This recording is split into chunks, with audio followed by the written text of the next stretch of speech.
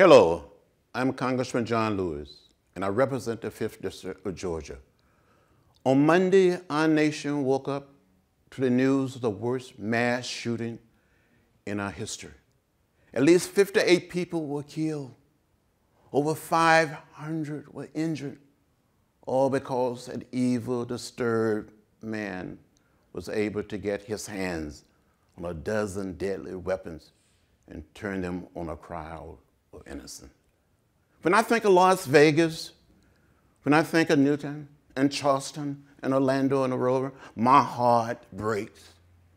Gun violence is a daily epidemic, a daily drumbeat of tragedy in families and communities across America. Not always on the front pages, but always someone irreplaceable and beloved. 90 Americans are killed every day, every year. We lose more than 30,000 men, women, and children to gun violence.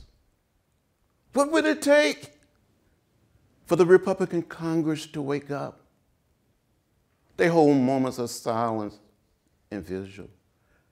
They offer thoughts and prayers, but they do nothing. And when the media moves on, they peddle the lie that we need more guns to stop the violence. And they try to roll back protection that keep our communities safe.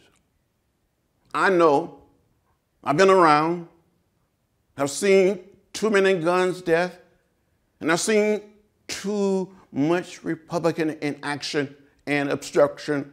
And I'm here to say this must stop, and it must stop now. Democrats know that what must be done. Their way forward is clear. We're calling on our Republican colleagues to join us and take some simple steps to end the epidemic that is killing Americans every day. First, Republicans must walk away from a radical, dangerous bill that will open the floodgates to silencer and arm-pierce bullets. Second, they must work with us to pass the bipartisan King-Thomas bill, which would strengthen the life-saving background checks that keep guns out of the wrong hands. Third, they must work with us to ban the sale of bump stock, a deadly tool that enables a shooter to spray murderers automatic fire at a rate of 400 to 800 rounds a minute, just as the shooter in Las Vegas did. And finally, they must join us and establish a bipartisan select committee on gun violence to study and prevent the daily tragedies of gun violence. But Republicans have not lifted a finger. They have not done one single thing to combat this crisis. And worse, they are refusing to even begin a bipartisan process to address the gun violence epidemic.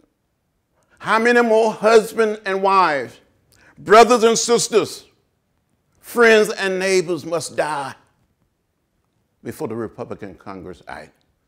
How many more sons and daughters will be ripped away from their parents? How many more mothers and fathers will be stolen from young children? The families of victims deserve more than Republican empty words and moments of silence. They deserve action. Good common sense proposals are already on the table. We invite our Republican colleagues to take a seat and work with us on real action to stop the violence. I said this to my Republican colleagues. We were elected to lead. We were elected to be headlights and not a tail light. We cannot be silent. We cannot be complacent. We cannot wait for the next shooting.